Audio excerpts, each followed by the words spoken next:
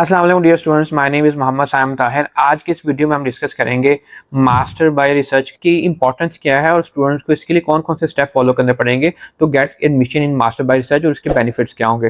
First of all अगर हम बात करें कि इसमें एडमिशन का क्या क्राइटेरिया है, so you must be a genuine student. Genuine student कौन सा होता है? जो एक रिसर्चर है, जो रिसर्च कर सकता है, जिसके प्रीवियसली रिसर्च आर्टिकल्स हैं, उसने कोई ना कोई पब्लिकेशंस की हुई हैं, तो वो इसमें एडमिशन ले सकता है। उसको प्रॉपरली एडमिशन लेने का क्राइटेरिया ये है कि आप यूनिवर्सिटी की वेबसाइट पे जाएं, वहाँ को एक प्रॉपर फॉर्मेटिंग मिलती है। उस फॉर्मेट के मुताबिक आपने जो है उनको एक रिसर्च प्रपोजल सबमिट करवाना है, इंक्लूडिंग अदर डॉक्यूमेंट्स जो आपके एजुकेशन डॉक्यूमेंट्स हैं, वो तो सब आपको वेबसाइट से मिल जाएंगे।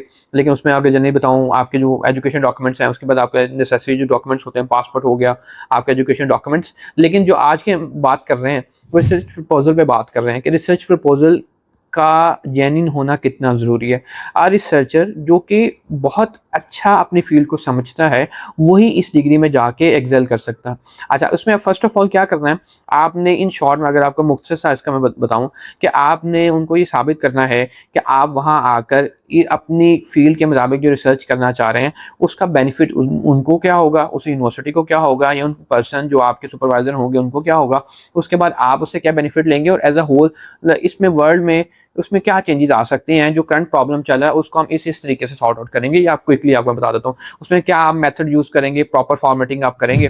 वो आप हमारे एक्सपर्ट किसी भी कॉन्सेप्ट से डिस्कस करके अपना केस सिनेरियो डिस्कस करेंगे तो आपको प्रॉपरली गाइड कर देंगे कि उसको लिखने का क्या तरीकाकार होता है। लेकिन उसमें अगर हम एज अ होल देखें, रिसर्चर्स को मेरी बात ये समझ आ रही होगी कि उसमें हमने कौन कौन सी चीज़ें मैंशन करनी है जो कि इंपॉर्टेंट है। जब आप इंपॉर्टेंट चीज़ें मैंशन कर देंगे, आपने उनको बता दिया कि मैं ये प्रॉब्लम वर्ल्ड में चल रहा है, इसको मैं इस मेथडोलॉजी यूज़ करके, ये इक्विपमेंट यूज़ करके इस प्रॉब्लम्स को हम इस तरह सॉर्ट आउट करेंगे और ये वर्ल्ड को या मुझे या आप किसी यूनिवर्सिटी को इस तरह फ़ायदा देगा, तो डेफिनेटली उनको बात आपकी अट्रैक्ट करेगी, तो वो आपको एडमिशन ऑफर करते हैं। तो इसके दो तरीकाकार होते हैं। आप जो है वो यूनिवर्सिटी प्रोफेसर को डायरेक्ट भी कॉन्टैक्ट कर सकते हैं, या आप एडमिशन जो है वो एज ए जनरल अप्लाई करें। उसके बाद वो आपको रिसर्चर जो है वो आपके साथ आपकी फील्ड के अकॉर्डिंग, आपके इंटरेस्ट के अकॉर्डिंग आपके साथ अलाइन कर देते हैं। वो लेटर ऑन वो आपके रिसर्च प्रपोजल को पढ़ के आपका इंटरव्यूज़ लेते हैं, आपसे प्रॉपर डिस्कशन करते हैं कि आप जेन्युइन स्टूडेंट हैं।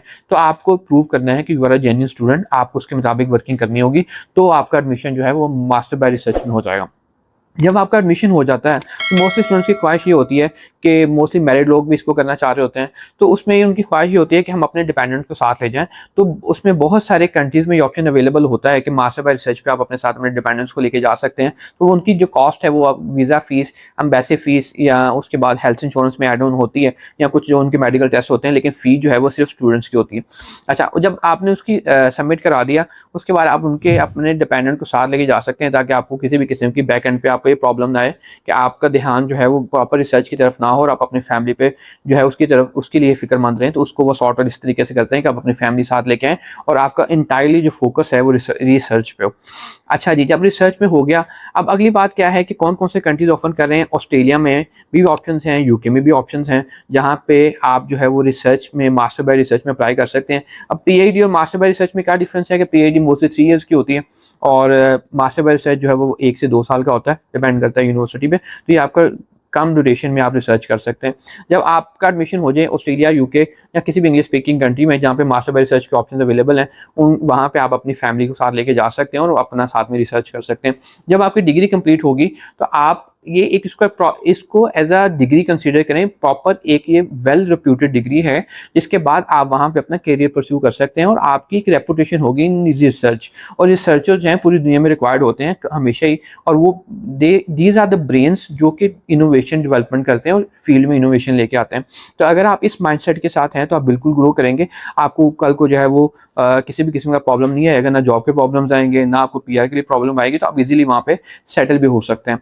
तो अगर आपको इसके रिलेटेड जो है वो कोई भी इन्फॉर्मेशन रिक्वायर्ड है, आप हमारे एक्सपर्ट काउंसलर से अपना केस डिस्कस कर सकते हैं। और अगर आप जेन्युइन स्टूडेंट हैं, you have papers, you have publications, तो आप लाजमी हमारा ऑफिस विजिट करके अपना केस डिस्कस करें, ताकि हमारे काउंसलर्स आपको गाइड कर सकें कि आपका एडमिशन आप किस तरह सिक्योर कर सकते हैं और उसके बाद आप अपने डिपेंडेंट्स को किस तरह साथ लेके जा सकते हैं, ताकि आपकी जो अटेंशन है वो इंटायरली रिसर्च की तरफ हो और आपका फोकस जो है वो अपने कैरियर पे हो और आप अपने कैरियर को परस्यू कर सकें।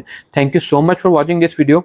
अगर आप मज़ीद ऑप्शंस देखना चाह रहे हैं तो आप हमें हमारे काउंसलर से कॉन्टैक्ट कर सकते हैं। They will let you know about the universities, their interview requirements and their specific course requirement कि आपको वो कैसे फुलफ़िल करनी है और आपको उसकी हेल्प से कैसे अपना एडमिशन सिक्योर करना है।